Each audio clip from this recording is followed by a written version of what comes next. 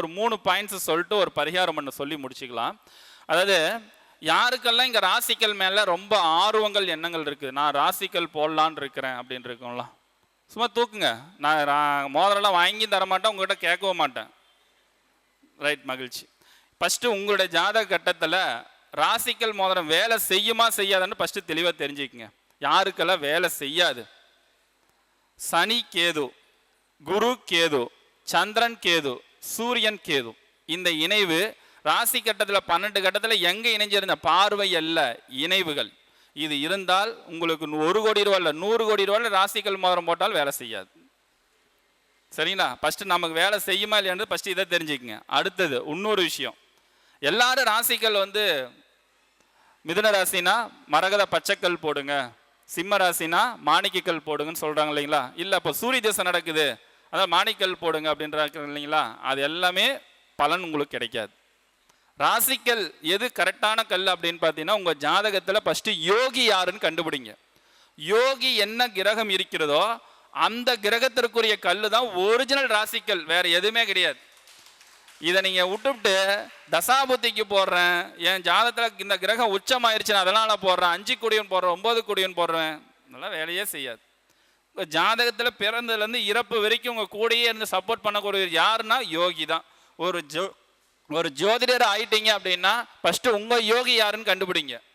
அடுத்தது உங்களுடைய கிளைண்ட்டை வழி நடத்தி கொண்டு போனோன்னா அவருடைய யோகி யாருன்னு கண்டுபிடிங்க. அப்போ எதில் ரொம்ப கவனமாக இருக்கணும்? அவயோகி.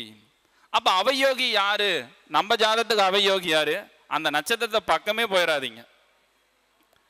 நான் இந்த யோகி அவயோகிலாம் ஜோதிடத்துக்குள்ளே வந்ததுக்கு அப்புறம் ஒரு 6 வருஷம் நான் நம்பவே கிடையாது. ஆனால் என் வாழ்க்கையில் நடந்த சில நிகழ்வுகளை வைத்து ஆராய்ச்சி பண்ணும்போது பார்த்தீங்கன்னா யோகியும் அவயோகியும் பர்ஃபெக்டாக வேலை செய்யுது. உண்மை, அற்புதமாக வேலை செய்யுது. அப்போ யோகி எப்படி அவயோகி எப்படி கண்டுபிடிக்கின்ற மெத்தட் ஃபார்முலா ஃபஸ்ட்டு உங்களுக்கு சொல்லி கொடுத்த குருமார்கிட்டையோ இல்லை அதை பற்றி தெரிஞ்சவங்ககிட்டயோ கேட்டு நீங்கள் தெரிஞ்சுக்குங்க. இதுக்கு ஒரு அட்டவணையும் இருக்குது, எடுத்து வச்சுட்டு நீங்களே கண்டுபிடிச்சிடலாம். அதை நீங்கள் தெரிஞ்சுக்கங்க. அதுக்கு அடுத்தது நம்முடைய மணிமேகலை மேடம் எங்கே இருக்காங்க? அங்கே தான் இருக்காங்க. சரி, நம்ம மோடிஜி பார்த்தீங்கன்னா குப்பைக்கு எல்லாம் நிறைய போஸ்ட் கொடுத்தாங்க இல்லைங்களா? எல்லாமே போஸ்ட் கொடுத்தாங்க. அது எதுக்கு கொடுத்தாங்க? எல்லாம் அதெல்லாம் பண்ணால் நல்ல பலன்னு சொன்னாங்க. அவர் ஏன் அதுக்கு கொடுத்தாரு? விருச்சிக ராசி விருச்சிக லக்னம், கரெக்டு தானே மேடம்? சரி, அதை விட இன்னொரு விஷயம் சொல்கிறேன். அவருடைய நட்சத்திரம் அனுசு நட்சத்திரம். அனுசுன்றது குப்பை. ஸோ அதனால தான் குப்பை டாய்லெட்டுக்கு ரொம்ப முக்கியத்துவம் கொடுத்து. அவர் எப்போ தெரியுமா கொடுப்பார்? அந்த இதெல்லாம் அவரை பற்றி எப்பெல்லாம் அவச்சொல் வருதோ, அவரை பற்றி எவ்வளோ கேவலமாக கழுவி ஊற்றுறாங்களோ அப்போல்லாம் குப்பை நின்றுக்குவார். நீங்கள் டச் பண்ணி ஆராய்ச்சி பண்ணி பாருங்க, அது ஆட்டோமேட்டிக்காக அப்படியே மறைஞ்சு போயிடும். இதுதான் அந்த சூட்சமாக டெக்னிக்கல். தன்னுடைய நட்சத்திரம் என்னவா இருக்கிறதோ அதற்குரிய பொருளோ அந்த நட்சத்திரத்துக்குரிய தன்மையை நீங்கள் கரெக்டாக ஃபாலோ பண்ணிட்டீங்கன்னா நீங்கள் தான் நம்பர் 1 ஜெயிக்கக்கூடியது. நட்சத்திரத்தை பற்றி கண்டுக்காமல் விட்டுட்டீங்கன்னு வச்சுக்கோங்க, உங்களையும் அது கண்டுக்காது. நீங்கள் அதை கண்டுக்கிட்டீங்கன்னா அந்த நட்சத்திரம் உங்களே கண்டுக்கும். அப்போ ஒவ்வொரு நட்சத்திரத்துக்கும் என்ன செய்யணும் என்ன பண்ணணும் அப்படின்றது நீங்கள் ஃபஸ்ட்டு தெளிவாகுங்க. அப்போ தானே வாடிக்கையாளரை தெளிவுபடுத்த முடியும். அப்போ அஸ்வினி மக மூலம் அப்படின்னா அது கேது நட்சத்திரம். நீங்கள் ஆன்மீகத்தை டச் பண்ணிகிட்டே வாங்க, அப்போ தான் நீங்கள் வளர முடியும். சுக்கர நட்சத்திரம்.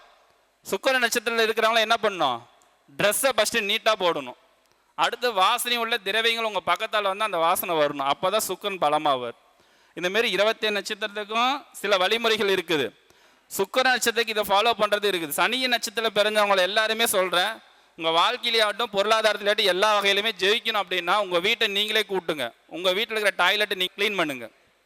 அதுவே உங்களுக்கு 10 கோயிலுக்கு போனது சமம். அதை நம்ம யாரும் இன்னைக்கு பண்ணுறதில்ல. அந்த சனி நட்சத்திரம் இருந்தால் அந்த பலம் அது என்னைக்கு பண்ணோம்? சனிக்கிழமை நாள்லேயே பண்ணுங்க. இப்போ ஒரு விஷயம் இன்னொரு விஷயம் சொல்லிடுறேன். அந்த 7.5 சனி, அஷ்டமத்து சனி, கண்ட சனி, சனி தீர்சா, சனி புத்தி இதெல்லாம் வருது பார்த்தீங்களா? இதிலேருந்து கோயிலுக்கு போகாமல் ஓரளவுக்கு தப்பிச்சுக்கிறதுக்கு ஒரு வழி சொல்கிறேன். நீங்கள் எந்த கிழமையில் பிறந்தீங்களோ அந்த கிழமை நீங்கள் காலையில் சூரிய உதயத்துலேருந்து சூரியன் மறைய வரைக்கும் செப்பல் போடாதீங்க. அதோட தாக்கம் படிப்படியாக உங்களுக்கு குறைய ஆரம்பிச்சிடும். ஸோ இந்த வழிமுறையும் நீங்கள் ஃபாலோ பண்ணிக்கலாம்.